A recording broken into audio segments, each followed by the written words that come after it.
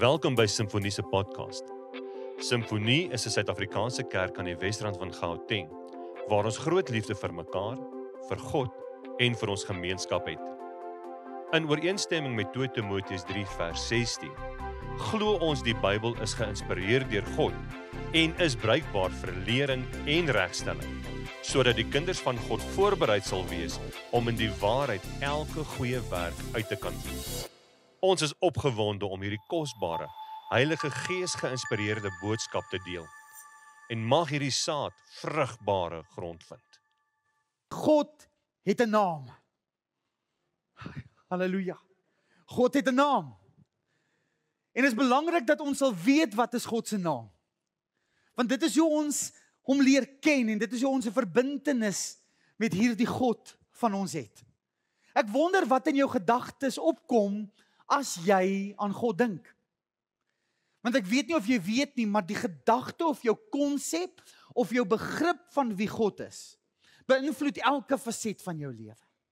Wie God is, beïnvloed jou emosionele en geestestoestand. Vra maar vir Adrielle wat met berading betrokke is. Jou konsep van wie God is, bepaal selfs jou werketiek. Want as God iemand is wat gewerk het, sê ons as 'n kind van God is, dan in alles wat ek doen sal ek hom eer. Die beginsel en die konsep van wie God vir jou is, beïnvloed jou karakter, die tipe mens wat jy is, wat jy gaan word. Die konsep, die beginsel van wie jy dink en glo God is, beïnvloed jou gesin. Dit beïnvloed jou huwelik. Dit beïnvloed elke faset van jou lewe. Ek weet nie of jy dit weet nie, maar elkeen van ons vandag hier het 'n prentjie van wie God is. As jy God sien as die pa wat jou verlaat het, gaan jy God sien as iemand wat nie veel vir jou omgee nie. As jy God sien as die pa wat krities is en wat kwaai is, dan gaan jy nooit vrymoedigheid hê om hom te nader nie. Jy gaan altyd aanvaarding soek en dit wil verdien by hom. As jy God gaan sien, dis hierdie pa wat altyd teleurgesteld is, wil ek vir jou sê, gaan jy altyd hom nader met vrees en skuldgevoelens, want jy voel net, ek maak nooit die merk nie. Praat ek die waarheid? En daarom wil ek jou vra vanoggend, hoe lyk jou prentjie van God? En eintlik die belangrike vraagie wat ek wil vra is die prentjie van jou God, die prentjie van hoe God wil hê ek en jy hom regtig moet sien? Wat kom in jou gedagtes op wanneer jy aan God dink, is seker die belangrikste ding in jou lewe. Ons het stellings al gemaak, ons maak dit baie keer met jong mense. Mamma, hoor vir jouself hoor. As jy my jou vriende wys, dan wys ek vir jou toekoms. Nee, kom ons weer, wie van julle daai stelling al gehoor? Okay. En dan het ons hierdie stelling van akademikuste wat sal sê, jy word soos die boeke wat jy lees. Waar? En nou vandag wil ek die volgende stelling maak. Jou prentjie van wie God is, beïnvloed jou hele lewe. Dit beïnvloed vanoggend of jy hierdie tafel gaan nader met vrymoedigheid. Of jy gaan voel, ek leef nie op tot hierdie merk nie, ek kan nooit by hierdie tafel kom staan volgende nie. Ek wil jou uitdaag vanoggend, mag ek en jy toelaat dat God ons prentjie skets van wie hy werklik is. Want ek weet nie van jou nie, hy wil geken word in hierdie oggend. Amen. Hy wil geken word en hy wil jou ook ken. Wanneer ek vandag met julle gaan gesels, gaan ek hier uit Eksodus uitgesels. En wanneer ek na hierdie skrif kyk in Eksodus 34, wil ek en jy moet weet dat wanneer ek hierdie skrifgedeelte gaan lees, het God die volste reg gehad om in hierdie tyd of in hierdie gedeelte in die Bybel kwaai, krities, teleurgesteld teenoor sy kinders op te tree. Maar hy kies om anders te op te tree. Nie soos ek en jy sal aanneem hy gaan optree nie, want God is maar anders. Sê saam met my, hy is heilig. Sy liefde en sy grootheid, die volheid van sy naam, oortref alles, dit oortref alles. Ek kan hom nie bedink nie, ek kan hom nie in 'n boksie druk nie, God is maar net asemrowend. Is jy vandag hier en voel jy toe ons vanoggend gesing het, Halleluja, love you, wanneer ons gesing het, Here, dankie vir hierdie tafel, dankie vir die kruis, genade onbeskryflik groot, het jy net ervaar, Here, U is te groot. In Engels hulle sê, you are too good, You are too great to be comprehended. Maar die Here wil geken word. Amen. En mag jy vanoggend hier uitstap en sê, Here, dankie dat U aan my prentjie skaaf en vorm oor hoe wie ek U sien. Want ek wil U beter leer ken. Ek wil U lief hê. Ek wil vir jou agtergrond gee oor die gedeelte in Eksodus 34. Eksodus 34, die voorste gedeeltes wat afgespeel het, is waar die volk vir 40 jaar, julle weet, in die woestyn is. Hulle was in slawerny vir hoeveel jaar, die Here het hulle bevry. Hulle kom nou net by die Sinaï berg en hulle kamp daarop. En die Here maak hierdie verbond met hulle in Eksodus 19 en die Here sê die volgende: As julle my gehoorsaam en julle aan my verbond vashou, sal julle uit al die volke my eiendom wees, sê die Here. 'n Koninkryk wat as my priesters dien, 'n gewyde nasie. In Eksodus 19. Die volk se reaksie daarop sê, Here, ons behoort aan U, ons sal doen net wat U sê. Here, ons sal aan U gehoorsaam wees. En die Here roep in hierdie gedeelte vir Moses en van die leiers op na die berg om hom daar te kom ontmoet. Moses beweeg verder om met God te ontmoet en daarin daardie ontmoeting gee die Here vir hom die 10 gebooie, kry ons die voorskrifte vir 'n samelewing, hoe die tabernakel gebou moet word en alles, en God praat met Moses en die volk is hieronder en Moses is nou vir 40 dae weg waar hy gemeenskap met God het en die volk raak ongeduldig en hulle roep vir wie? Vir Aaron nader. En hulle sê die volgende vir hom: Ons wil 'n goue kalf maak. Ons wil iets sê om te aanbid. Ons wil iets vier. Ons wil 'n God eer en vier. Want waar's Moses nou? En Aaron sê, okay, kom ons doen dit. Hulle bou hierdie goue kalf en hulle aanbid hierdie goue kalf. En terwyl God met Moses gemeenskap het, sê die Here vir Moses, jy moet afgaan na die volk toe, hier in Eksodus 32, want hulle het iets vreesliks gedoen. En Moses het afgegaan en hy vind die volk waar hulle die goue kalf aanbid, wat 'n teken was van die God wat hulle uit Egipte bevry het. Waar kan jy weet, dit was God, nê? Nee. Ewe skielik verruil hulle die heerlikheid van God op die berg vir die heerlikheid van die mens, dit wat hy gemaak het deur sy hande. Hulle kom op daardie oomblik en die Bybel sê vir ons, hulle het fees gevier, hulle het gedrink en hulle het 'n partytjie gehou en hulle het teenoor God gesondig. Hulle het God se hart seer gemaak en God raak op daardie oomblik, sê die Here, hierdie opstandige volk, hulle verdien om vernietig te word. Maar Moses pleit by die Here en sê, Here, maar U het 'n belofte aan Abraham gemaak, aan Isak en Jakob. U het gesê, hierdie sal U volk wees en U sal hulle God wees. En in 'n oomblik kies God om nie die volk te vernietig nie, maar hy gee vir hulle 'n tweede kans. Halleluja. Wie van julle het al daai tweede kans gesmaak? En dis die agtergrond van hierdie storie en dit is wat Eksodus 34 oor praat. Hierdie volk het losbandig gehandel en teenoor God gesondig. Die feit dat daar 'n Eksodus 34 in die Bybel is, sê vir ons dat God genadig is. Ek wonder wat sou jy in daai prentjie gedoen het? Net nadat die volk vir die Here gesê het, Here, ons behoort aan U, ons sal U volg. Here, kom hulle op 'n plek waar hulle sê, ons bou 'n goue kalf. Ons murmureer in die woestyn. Ons vergeet die wonderwerke van die Here. Breinbrood. Weerligstraal, hoor. As dit ek was. Is dit nie so nie? Maar die Here is anders. Eksodus 34 sê hy, kom ek gee hulle weer 'n kans. En ek wil hê jy moet vandag besef wie hierdie God is wat ons dien. Hy is die God van 'n weer begin, 'n oorbegin. En hierdie teks in Eksodus 34 vers 6 tot 7 is eintlik die mees aangehaalste teksgedeelte deur ander Bybelskrywers. Het jy dit geweet? En toe die Here nou vir Moses weer oproep na die berg vir die tweede keer, nadat die volk hulle rug op die Here gedraai het, sê die Here die volgende vir Moses. En hy sê, die Here, hy het 'n naam. In Engelse vertalings en ander vertalings sal hy sê, Yahweh is wie hy is.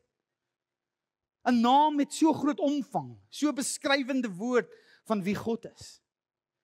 Die Here, 'n barmhartige en genadige God. Geduldig, oorvloedig in troue liefde en waarheid. Wat troue liefde vir duisende bly handhaaf. wat skuld, oortredinge en sonde vergewe, maar wat beslis niks ongestraf laat nie. Wat vir die sondeskuld van ouers, kinders en kleinkinders laat boet, ook die derde en die vierde geslag. En ons almal sê amen op die geleesde woord van die Here. En dadelik wanneer jy hierdie skrifgedeelte lees en wanneer jy dit hoor, is daar eintlik twee probleemstellings waarmee ons as mens worstel. Die eerste een, wie vergewe God en wie vergewe hy nie? En die tweede een is die sondes van die vaders en die sondes van die kinders. Dis goed waarmee ons al baie worstel, is dit nie so nie? Wanneer ons na Eksodus 34 kyk, moet ons besef, die Jode het na hierdie gedeelte gekyk en gesê, dit is die 13 belangrikste eienskappe van wie God is. Dit was vir hulle so belangrik. Eksodus 34 was vir hulle soos Johannes 3 vers 16 vir ons. Johannes 3 vers 16. Want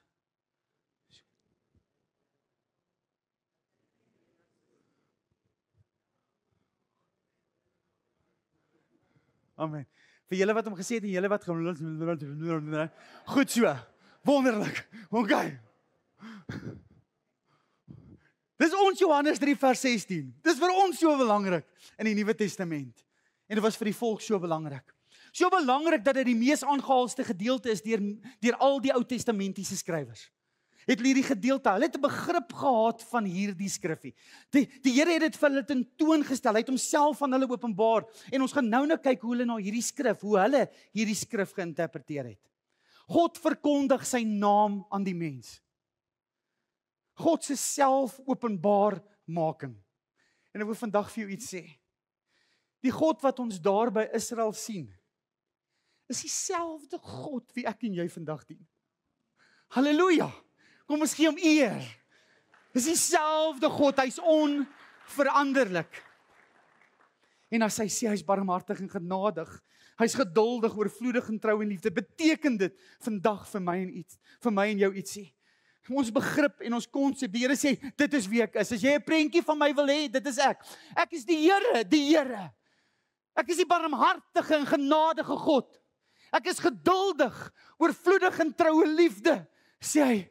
En in waarheid, wat my troue liefde in duisende, in ander vertaling sê, van geslagte tot geslagte bewys, wat skuld, oortredinge en sonde vergewe.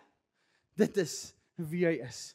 Maar kom ons staan vir 'n oomblik gestil by daai twee probleemstellings wat ons het. Wie God vergewe en nie vergewe nie. Ons lees hierso in vers 7, die Here is die een wat skuld en oortredinge en sonde vergewe, maar net 'n rukkie later lees ons, maar U is die een ook wat beslis niks ongestraf laat nie.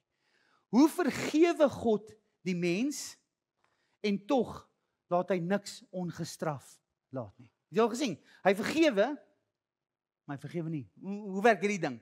En baie mense sukkel met hierdie begrip. Wanneer ek en jy hierdie skrifgedeelte, Eksodus 34 wil verstaan, het ons nodig om na Ou Testamentiese skrywers toe te gaan. En Joël is een van hierdie ouens en Jona. En kom ons kyk hoe interpreteer Joël en Jona hierdie skrifgedeelte. In Joël 2 vers 12 tot 13 staan die volgende, skryf Joël. Maar selfs nou, keer terug na my met jou hele hart, vas en huil en rou, is die uitspraak van die Here, sê Joël. Skeer julle harte en nie julle klere nie. Draai om na die Here julle God, want hy is genadig en barmhartig, geduldig en oorvloedig in troue liefde. Hy het berou oor die onheil wat hy oor sy volk wil bring. En hier kom Joël en hy haal dit aan. In Jona 3 vers 10 tot by Jona 4 vers 2 staan die volgende. God het gesien wat hulle doen. Dis nou daar in Ninive. Dat hulle teruggedraai het van hulle verkeerde pad. God was jammer dat hy gesê het, hy gaan 'n ramp oor hulle bring, en hy het dit toe nie uitgevoer nie. Maar dit het Jona erg ontstel, en hy het kwaad geword. Hy bid toe die Here en sê, ag Here, is dit nie wat ek gesê het toe ek nog in my land was nie? Daarom het ek vroegtydig na Tarsus toe gevlug, want ek het geweet dat U 'n genadige en 'n barmhartige God is. 'n geduldige God, oorvloedig in troue liefde, 'n God wat berou het oor die onheil wat hy wil bring. Amen. Twee Ou Testamentiese skrywers haal hierdie Eksodus 34 aan. En wat hulle vir ons hier wil sê, hoe Joël se perspektief hoe Jonas se perspektief van hierdie skrifgedeelte is, en ek en jy moet dit so verstaan, is dat God die vergewe wat 'n berouvolle hart het. Halleluja. En dat die wat nie hulle na die Here draai nie 'n berouvolle hart het nie, daardie sonde sal nie ongestraf gelaat word nie. Maar wanneer ek en jy ons wend tot Christus, wanneer ons omdraai van ons verkeerde weë, wanneer ons hart bekeer tot die Here, sê hy vergewe en hy dink nooit weer aan daardie sonde nie. Halleluja. Halleluja. So wie vergewe hy? Wie vergewe hy, gemeente? Hy vergewe die berouvolle mense. Wie word nie vergewe nie? Die wie nie berouvol is nie. Halleluja. So kom ons beantwoord daai sê. Here, U is die een wat skuld, onregverdigheid en sonde vergewe as ek 'n berouvolle hart het. Maar wanneer ek nie 'n berouvolle hart het nie, sal my sonde nie ongestraf gelaat word nie. Vandag nader ek hierdie tafel, ek en jy. Gaan jy dit nader met 'n berouvolle hart of met 'n onberouvolle hart? Hierdie tafel roep uit en sê kom na my toe. Hierdie tafel sê Jesus het gesterf. Ek moet reageer. Halleluja, God vergewe. Daai tweede gedeelte, die tweede vraagie waarmee ons baie keer worstel, is die feit van die vaders se sondes en die kinders se sondes. En hierdie skrifgedeelte is 'n skrifgedeelte wat al baie mense oorwonder. Baie leerstellings oor bloedlynvloeke kom juis uit hierdie gedeelte uit. En ek en jy moet verstaan, as ons die skrif wil verstaan in hierdie gedeelte, het ek en jy nodig om te verstaan hoe het Ou Testamentiese skrywers hierdie gedeelte verstaan. Hoe het hulle die skrif geïnterpreteer en wat was hulle interpretasie van wat God gesê het in Eksodus 34? En wanneer ons kyk na die vader se sondes en die kinders se sondes, sien ons hierdie volgende. Die Here sê, hy is die een wat die sondeskuld van ouers, kinders en kleinkinders laat boet, ook in die derde en die vierde geslag. Maar Esegiel 18 vers 20 sê die volgende: die mens wat sondig sal sterwe, 'n seun sal nie die straf op sy pa se sonde dra nie. 'n pa sal nie die straf op die seun se sonde dra nie. Wie leef volgens my wil, sê halleluja, sal die vrugte daarvan pluk. Wie goddeloos is, sal die straf daarvoor dra. En ons almal sê amen. Verder sing ons hier in Esegiel 18 vers 19, wat Esegiel in oog gehad het toe hy gedink het oor hierdie skrifgedeelte. Omdat die seun reg laat geskied en reg leef, hy is gehoorsaam aan al my voorskrifte en hy voer hulle uit, daarom sal hy bly lewe. Esegiel se perspektief oor hierdie skrifgedeelte van die sondes van die vaders na die kinders toe was hierdie ding. As 'n seun nie in die sondige voetspore van sy vader stap nie, het hy lewe. Hoor mooi. En vir baie jare sit jy en jy sukkel om verby 'n geestelike punt in jou lewe te beweeg, want jy glo vas omdat my pa so was, is daar die vloek op my lewe.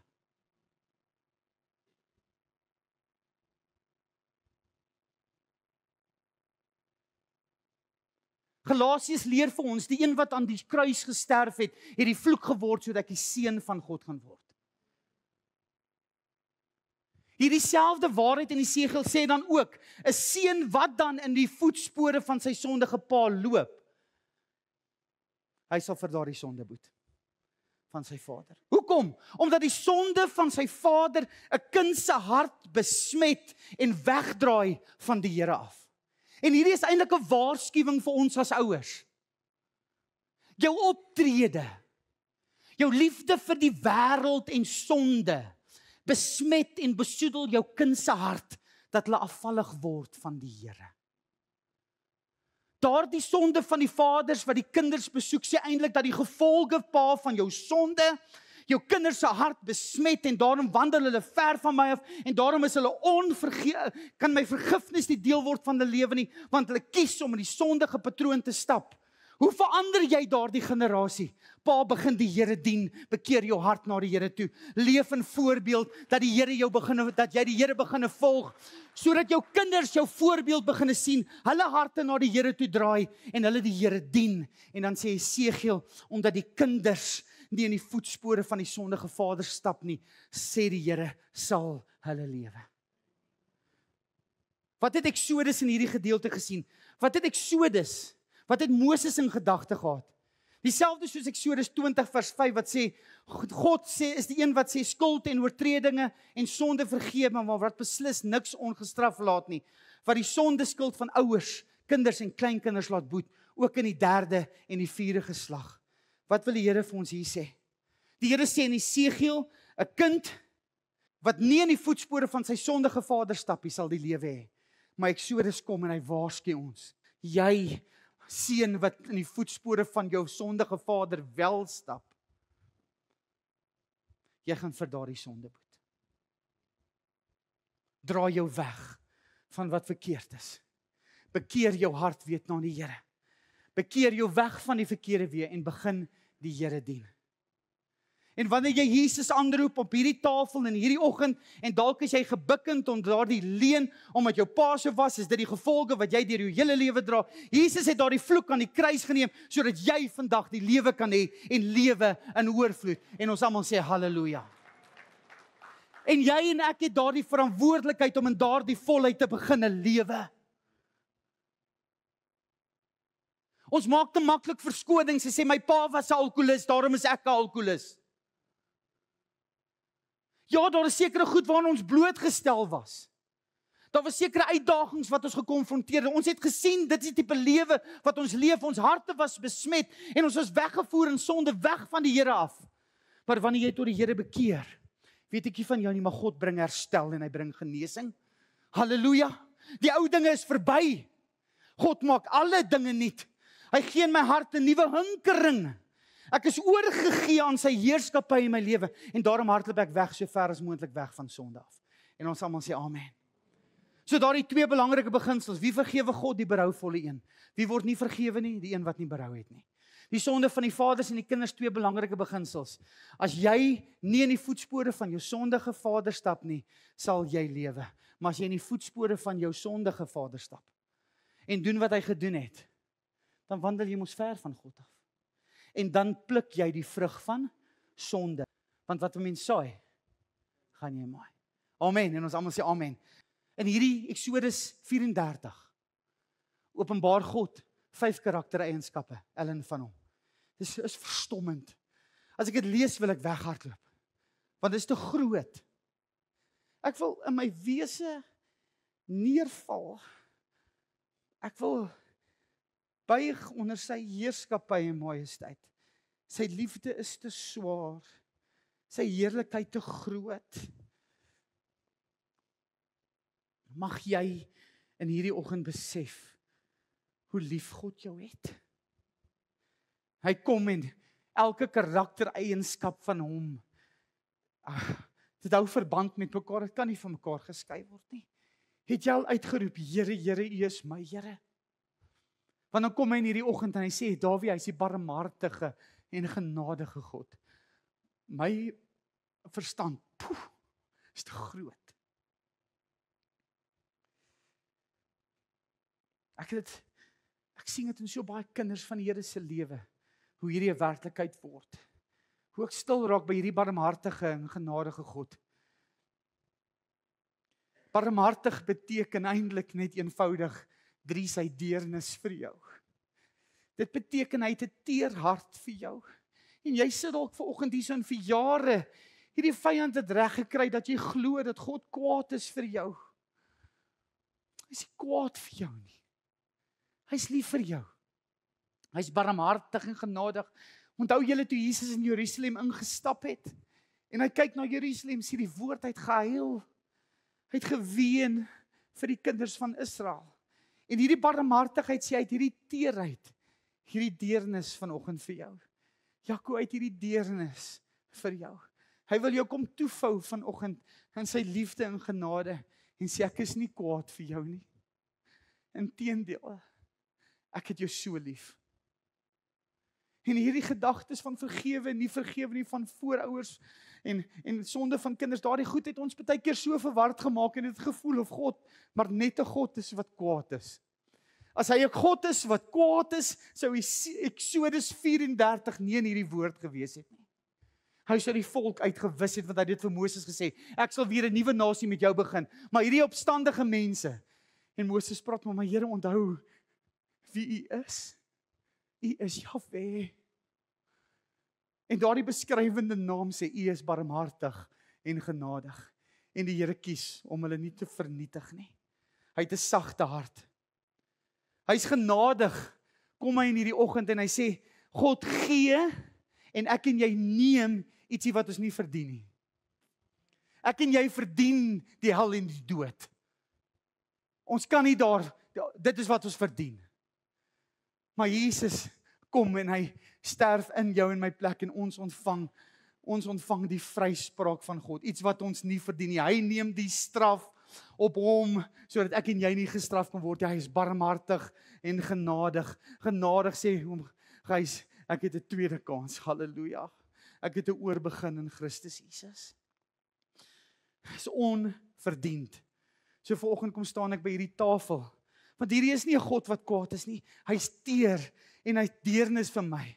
Hierdie God gee vir my iets wat ek nie verdien nie. So wanneer ek hier tafel toe kom, gaan dit nie hierdie wie God is word nie beperk of ek op my beste of my slegste is nie. Hy bly wie hy is, barmhartig en genadig en hy gee genade onverdiend. Hy gee vryspraak en verlossing onverdiend en ons almal sê amen. Hierdie volgende gedeelte is iets wat ons mans reg kry. Die Here sê van homself, ek is geduldig.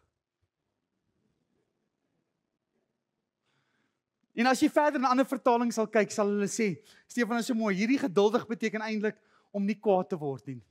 Om nie kwaad te word. Jy is stadig om kwaad te word. Die Engelse vertalings praat so mooi, you are slow to anger. Slow to anger. Hierdie geduld van God sê net, hy is verdraagsaam met my en jou. En hierdie liefde, hierdie genade van hom is onuitputlik. Kan nie uitgeput word nie. Nou vra ek myself, hoe kan God dit bekostig? Nee, om sonde te vergewe en geduldig te wees, maar nog steeds die God te wees wat regverdig is, wat sonde moet straf. Want regverdigheid sê, onthou, as ons praat van God is 'n God van liefde, moet ons onthou, aan die ander kant is God ook 'n regverdige God, en sonde moet gestraf word. Die regverdigheid van God moet versadig word. Dit moet. Want sonde, dis wat God moet doen. Hy's liefde, genade, maar hy's ook regverdig. Weet julle wat, hierdie tafel spreek daarvan. God is geduldig met ons. Jean, want toe Jesus aan daardie kruis sterf, hoor mooi, toe Jesus aan daardie kruis sterf, hierdie offer van Christus, God se regverdigheid versadig. Halleluja. Die genade van God is so groot, dat die offer van sy seun, sien jy, ek en jy kon nie 'n plan maak nie, ons was verdoem. God maak die plan. Dit is sy inisiatief. Hy stuur sy seun en hy sterf en op hy oomblik neem Jesus die gewig van sonde in totaliteit op homself en God se regverdigheid word op Jesus uitgegiet. Verstaan jy wat hierdie tafel sê? God se regverdigheid is op een oomblik op Jesus uitgegiet. En sodat Jesus uitroep, my Vader, waarom het U my verlaat? En die Here kyk vir 'n oomblik nie, want sy seun word die sonde. En sy woede en sy regverdigheid word op 'n oomblik deur 'n sweep, deur 'n spyker in sy seun se hand vergeld. En Jesus se offer versadig God se regverdige aard. Amen. Daarom kan hy geduldig wees. God is geduldig nie omdat ek en jy so goed is nie, maar omdat Jesus asemrowend is. Hy gaan verder aan. Hy sê in hierdie gedeelte, hy is oorvloedig in troue liefde en waarheid. Eintlik wat hy net sê, aan God is daar geen tekort nie. Halleluja. Oorvloedig, hè? En God is daar geen tekort nie. Hy is selfgenoegsaam. Hy het geen beperking nie. Hy is oorvloedig. Sê saam met my, oorvloedig. God is oorvloedig. God gee net. God gee net. Hy is oorvloedig. Hy kan nie beperk word nie. Hy kan nie beperk word nie. Maar dan sê hy is oorvloedig in troue liefde en waarheid. Nou hierdie waarheid beteken eintlik maar een maklike gedagte. In hierdie gedeelte sê hierdie waarheid woordjie een ding. God is betroubaar. Op jou slegste dag is hy genade vir jou. Op jou slegste dag is hy barmhartig. Hy het genade bewys aan 'n goue kalf vererende volk. Hy het barmhartigheid bewys aan 'n goue kalf aanbiddende volk.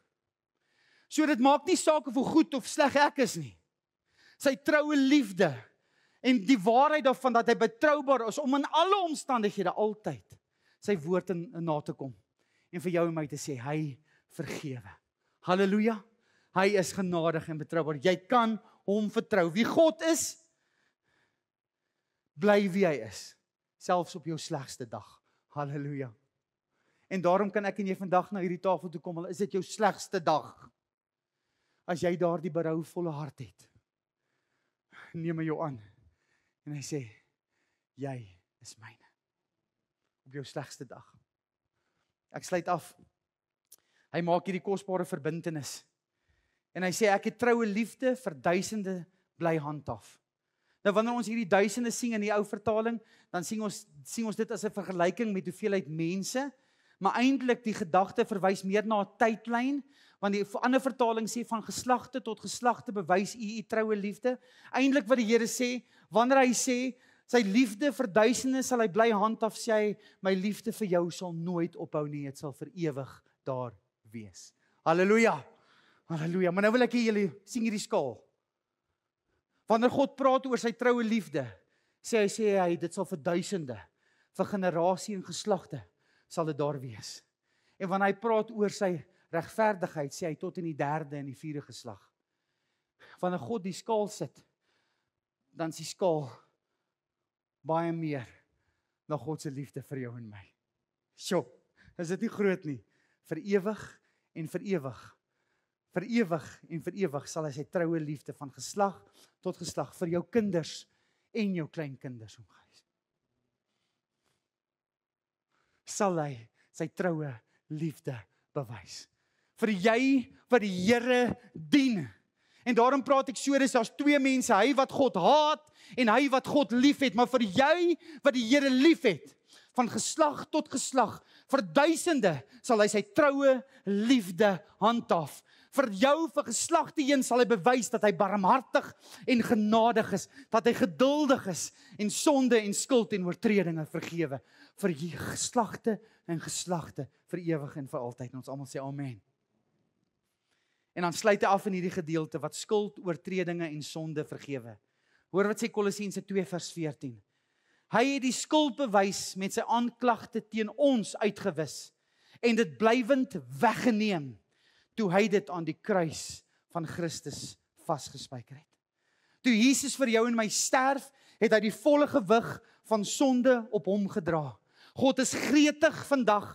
Hy is gretig om te vergewe. God is gretig vandag om vir jou 'n oor begin te gee. Wanneer jy jou hart tot hom toe gaan wend, wanneer jy jou bekeer van jou ou weë en die Here gaan dien met jou hele hart, jou siel, krag en al jou verstand, dan kom die Here en hy sê hy is gretig om te vergewe. Hy is gretig vandag om te herstel. Hy is gretig om vir jou en my 'n oor begin te gee. Moenie buite staan nie. Hierdie God nooi jou in. Hy nooi jou in om deel te word daarvan. Jesus is dan die perfekte prentjie van wie God is. Kom ons sê saam met my, Here, Here. U is die barmhartige en genadige God. U is geduldig. U troue liefde en waarheid. U troue liefde sal u vir geslagte tot geslagte aan my bewys. Ons almal sê amen. Ons almal sê amen. So wanneer ons vandag by hierdie tafel staan,